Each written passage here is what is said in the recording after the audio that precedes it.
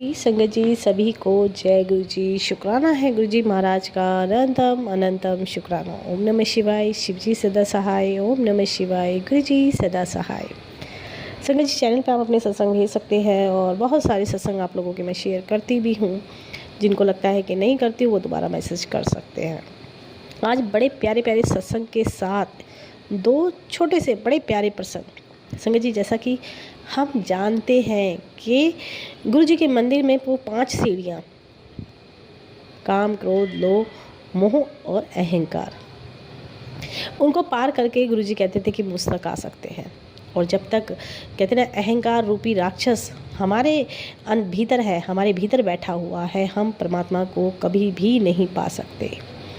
हम ना अपने मन से जीत पाएंगे, ना हम परमात्मा को ही पा पाएंगे। जब तक अहंकार हमें रहता है, हम अपने आप को सबसे महत्वपूर्ण, सबसे सर्वश्रेष्ठ और सबसे अच्छा मानते हैं और अपनी गलतियों की तरफ ध्यान ही नहीं जाता।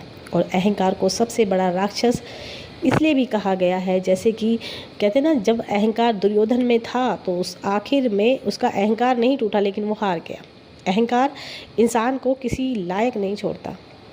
रावण के अंदर इतना अहंकार था, उसे लगता था कि मैं पता नहीं सर्वशक्तिमान हूँ, मैं सारी दुनिया पे राज करूँगा। और तो और संगत जी अहंकार में आकर उसने तो हिमालय तक को कैलाश पर्वत तक को भी हिला दिया था कि देखो तो सही शक्ति मुझे जो भोले बाबा ने दी है वो काम करती भी है कि नहीं। और उसे अपने अंदर इतना अभिमान होने लगा था। तो पार्वती माता ने शिव जी से कहा कि तुम्हारा एक भक्त ही है जो तुम्हारी परीक्षा और तुम्हारे बल को आजमा रहा है। तो इतना अहंकार जब होता है तो हम परमात्मा को तो कहीं नहीं पा सकते, कहीं से कहीं तक नहीं पा सकते। इसी के लिए जैसा कि हम जानते हैं कि भोले बाबा का एक रूप शंभु भी है। शंभु मतलब सोम। और जब शंभु रूप में भोले बाबा प्रकट हुए थे, उन्होंने अपना ये रूप दिखाया था, तो इसका सीधा सा अर्थ था कि जो इस शंभु नाम का जाप करते, कहते हैं ना शंभो ऐसे करके हम जब लगाते हैं तो अंदर से ना रोंगटे खड़े हो जाते हैं। शंभु का जयकारा लगाते हैं तो कहते हैं ना हमारे घर में धन धान्य किसी भी चीज़ की कमी नहीं होती, क्योंकि वो हमारे रब का वो सोम रूप है, वो प्यारा रूप है। इसी के ऊपर एक छोटी सी कहानी या कथा प्रचलित है संगत जी। एक बार देवताओं में होड़ लगी कि अच्छा कौन है, बेहतर कौन है, बेहतर से बेहतरीन कौन है, सर्वश्रेष्ठ कौन है। अग्नि, जल, वायु सब में आपस में होड़ थी और एक दूसरे को नीचा दिखाने के लिए और अपने आप को बेहतर बताने के लिए वो एक दूसरे का उपहास कर रहे थे और एक दूसरे को नीचा दिखा रहे थे। वायु एक बार अकाल पड़ा था धरती पे और उन्होंने कहा कि ठीक है तुम बेहतर हो तो तुम ही जाके मदद कर लो। तो उन्होंने कहा कि जब तक मैं पानी नहीं दूंगा लोग कैसे जीवित रहेंगे, मुझे ये देखना है। तो उन्होंने कहा कि तुम पानी तो दे भी दो, मैं जब तक वायु नहीं दूंगा, वायुदेव बोले, तो ये सांस नहीं ले पाएंगे, प्रकृति खत्म हो जाएगी। इंद्र देवता बोले कि मैं सबसे देवों का देव इंद्रदेव हूँ, मेरे वज्र में सबसे ज़्यादा ताकत है, मैं ज़्यादा बलशाली हूँ।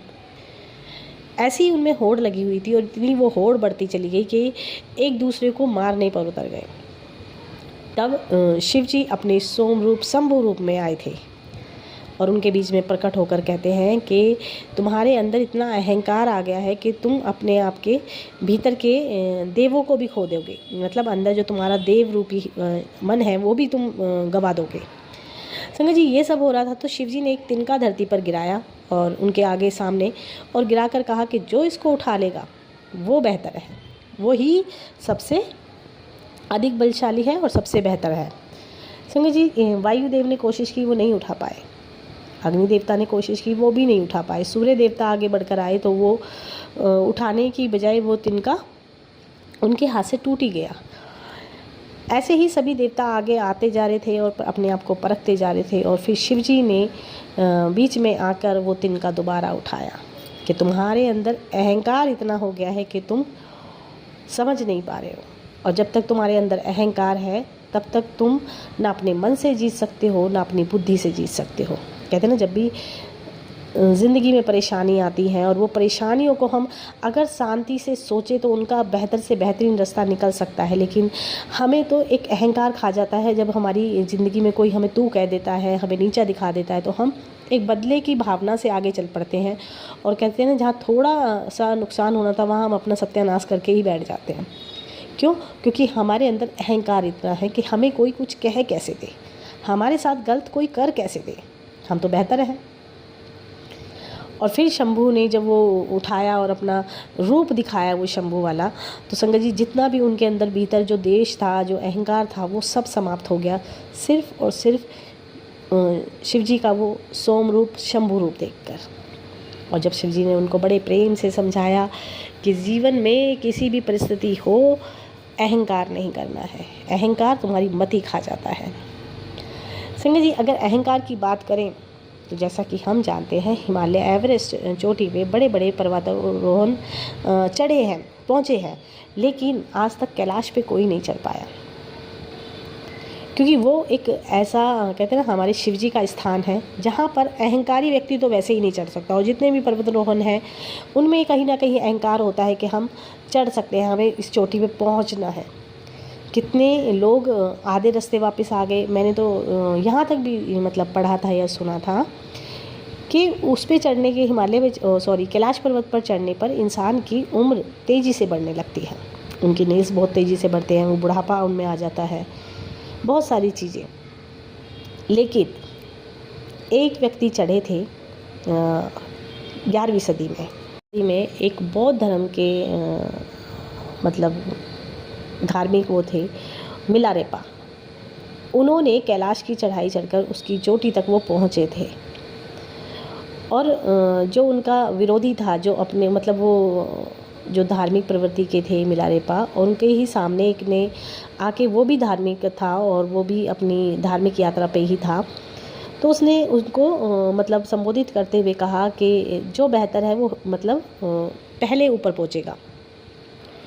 तो वो जो दूसरा था, मैं नाम याद करके बताती हूँ, साधक बोन मार चुंग करके ऐसे करके उनका नाम था।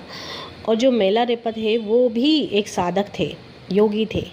तो दोनों में एक हो मतलब उन्होंने, जो दूसरे वाले थे, उन्होंने मिलारेपा को मतलब प्रतिद्वंदी बनाते हुए उनसे कहा कि कौन पहले पहुंचता है। तो उनके पास, जो दूसरे वाले थे, उनके पास एक डमरू के आकार का उड़ने वाला कुछ वो था और वो उस पर उड़कर जाने लगे। लेकिन मिलारेपा उनके पीछे नहीं भागे। और जब वो डमरू पे चढ़ कर जब ऊपर वो पहुँचे तो मिलारेपा पहले से वहाँ पे पर्वत पे थे, मतलब कैलाश पर्वत की चोटी पे थे। तो उन्होंने पूछा कि तुम मुझसे पहले कैसे आए, क्योंकि तुम तो मेरे सामने तो बैठे ही थे, मैं तुमसे पहले उड़ के आया था, तो तुम कैसे पहुँचे। तो उन्होंने कहा कि मैं मन की शांति से और परमात्मा के विश्वास से, और अपने ये जो कहते हैं ना, मैंने आपको उसमें भी बताया था ऑटोबायोग्राफी ऑफ योगी में, कि मन के द्वारा हम कहीं भी कहीं से पहुंच सकते हैं। तो उन्होंने कहा कि मैं मन की शांति से और परमात्मा की कृपा से यहाँ तक पहुँचा हूँ, इसके लिए मुझे उड़ने की ज़रूरत नहीं पड़ी। तो इस तरीके से मिलारेपा, लेकिन मिलारेपा में ना अहंकार नहीं था। हम लोगों में तो कूट कूट के अहंकार भरा पड़ा है, और हम तो किसी को कुछ लगाते ही नहीं हैं। ऐसे कहते हैं ना कि भगवान को अगर पाना है, गुरुजी भी हमें अहंकार ख़त्म करने को बोलते हैं कि अहंकार ना किया करो। आज के जो सत्संग हैं संगत जी, 2-3 सत्संग हैं, बड़े प्यारे हैं। एक आंटी जो अपने घर में गणेश जी का मतलब वो करते हैं ना, साल में एक बार होता है गणेश चतुर्थी पे, तो वो विराजमान अपने घर में गणेश जी को करती थी। पहले साल किया, दूसरे साल किया, जब तीसरा साल था तो गुरुजी का एक मैसेज आया कि मैं गणपति जी के साथ तेरे घर आऊँगा। पूरा दिन आंटी ने इंतज़ार किया, मन में बहुत सारी चीज़ें सोची कि आज गुरुजी आएंगे, लेकिन कहीं से कहीं तक उनको गुरुजी के कोई आने के कोई संकेत नहीं नज़र आए। शाम को जब उन्होंने आरती की अपने घर में, तो संगत जी आरती करने के बाद साइड में जो सोफ़ा था उस पर एक मोर पंख उनको मिला, जो कि उनके लिए बिल्कुल आश्चर्यचकित करने वाली चीज़ थी कि अभी थोड़ी देर पहले नहीं था और अभी अचानक ये मोर पंख कहाँ से आया है। ऐसे ही संकेतों से समय समय पर आंटी को गुरुजी ने अपनी प्रेजेंट फील कराई और उनको समझाया कि मैं तेरे साथ ही हूँ। आंटी को सर में ट्यूमर हुआ था संगत जी, और ट्यूमर ऐसे हुआ था कि उनको काफ़ी समय से सर में दर्द रहता था। और जैसे कि हम जानते हैं कि हम औरतों की आदत है कि हम किसी चीज़ को महत्व नहीं देते हैं कि हमें कुछ हुआ है। ऐसे ही आंटी के सर में मोस्टली दर्द रहता था और वो दर्द बहुत ज़्यादा था। एक दिन आंटी जब गुरुजी उनकी ज़िंदगी में आए और वो ट्रेन पकड़ रही थी भाग के, तो ट्रेन पकड़ते हुए वो शायद गिरी थी, उन्होंने मुझे बताया था कि वो मैं गिरी थी। और जब मैं गिरी तो मन में एक बार विचार आया कि गुरुजी के रहते मैं कैसे गिर गई। लेकिन कहते ना, गुरुजी को तो कुछ और ही हमारी ज़िंदगी में करना होता है। जब उन्होंने टेस्ट कराए तो उनको पता चला कि उनके सर में कोई ट्यूमर है। और जब ट्यूमर का पता चला तो बस वही फिर गुरुजी की नज़र आते हैं और कोई नज़र नहीं आता। कुछ दवाइयाँ खाने के बाद, गुरुजी का लंगर करने के बाद, तो बाद में उन्होंने जब दोबारा से टेस्ट कराए तो संगत जी उनके सर में कोई ट्यूमर नहीं था। आंटी की ज़िंदगी के सत्संग बहुत प्यारे प्यारे हैं। उनके बेटे के लिए गुरुजी का एक मैसेज बार बार आता था कि तेरे बेटे पे बहुत सारे कष्ट हैं, लेकिन तू डरी ना, मैं सब से निकाल दूँगा।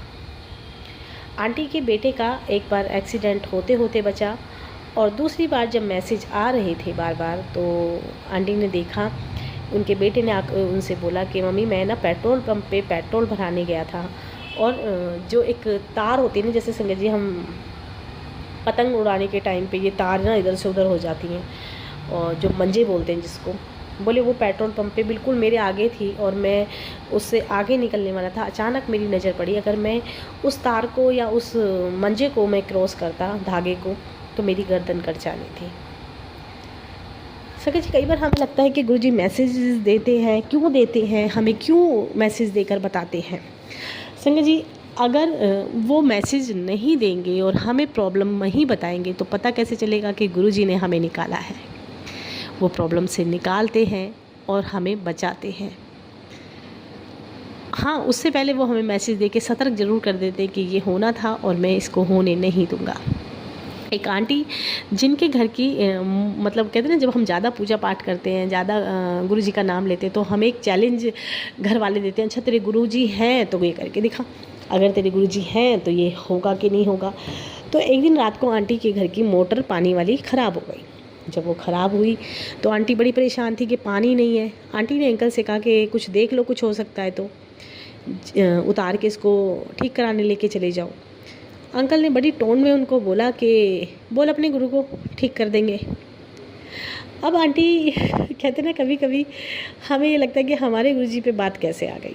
तो आंटी ने जाके गुरुजी के सामने कहा कि गुरुजी अब इज्जत बेइज्जती वाली बात है, अगर अभी भी मोटर ठीक नहीं हुई या पानी नहीं आया तो बड़ी दिक्कत हो जानी है, अंकल तो मुझे टोंट मारते रहेंगे। संगत जी आंटी ने गुरुजी से अरदास की, कुछ समय बीता और अंकल ने एक बार जाके स्विच ऑन करा, मोटर का जो चल नहीं रही थी वो चल पड़ी, और अंकल ने खुद आंटी से कहा कि कुछ तो बात है तेरे गुरु में, जो मोटर भी ठीक हो गई। इस तरीके से आंटी की घर की मोटर ठीक हुई, और कहीं ना कहीं गुरुजी ने अंकल को विश्वास दिलाया कि तुम चैलेंज नहीं किया करो, मैं सब देखता हूँ। और अंकल ने एक्सेप्ट भी किया कि कुछ तो तेरे गुरु में बात है। कि मम्मी जो समय से पहले, कहते ना, माँओं को कोई भी नहीं जाना चाहता कि वो हमें छोड़ कर जाए। संगत जी वो कई बार रोती थी और याद करती थी अपनी माँ को, और कई बार परेशान हो जाती थी कि गुरुजी आप थे, आपने मेरी माँ को ठीक क्यों नहीं किया, उनको मेरे पास क्यों नहीं रखा। संगत जी कई बार जब वो रोती थी तो रोते रोती सो जाती थी। एक दिन गुरुजी ने उनको सत्संग सुनवाया और सत्संग के माध्यम से ही उनका जवाब दिया, क्योंकि उनकी मम्मा को कैंसर था, वो कैंसर पीड़ित थी।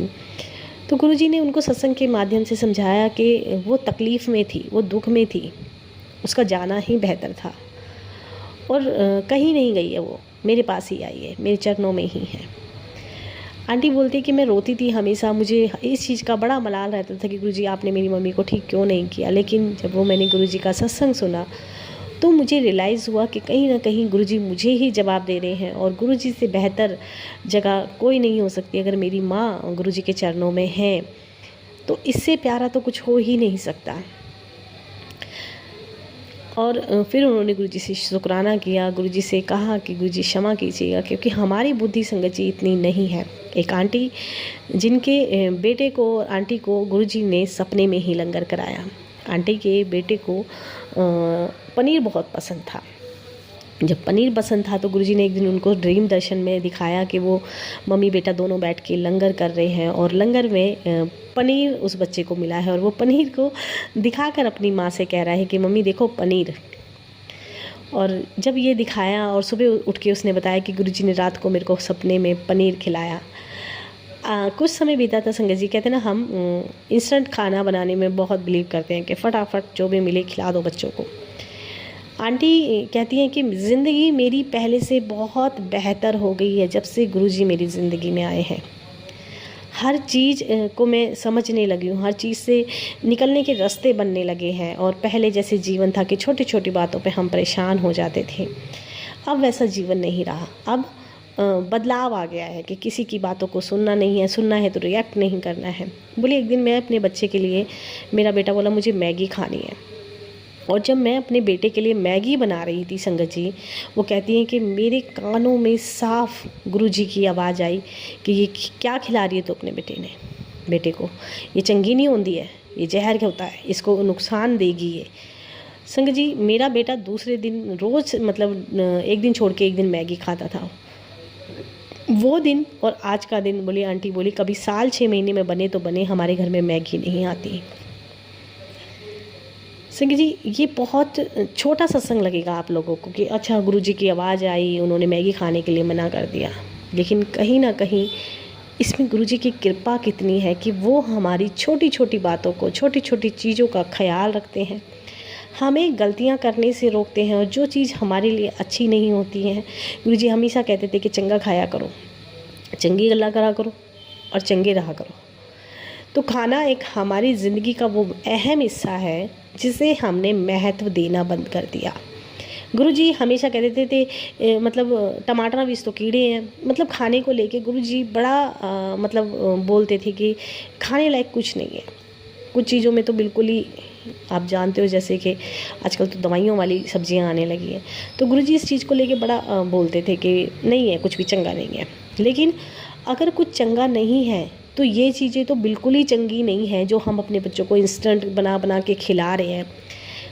पैकेजिंग फूड हमेशा मतलब इग्नोर करो संगत जी, मत खिलाओ। फिर हम कहते हैं हमारे बच्चों की भूख मर गई है, हम कहते हैं कि हमारे बच्चों के लिए ये पेट में ये हो गया है। संगत जी खाना जैसा आप खाते हैं वैसा ही आपका शरीर होता है, और इसीलिए गुरुजी ने लंगर की प्रथा बनाई है कि हम जब लंगर खाते हैं, लंगर चखते हैं और वो लंगर हमारे अंदर जाता है तो कहीं ना कहीं वो हमें जाकर ब्लेस करता है, हमारे अंदर की बीमारियों को ठीक करता है।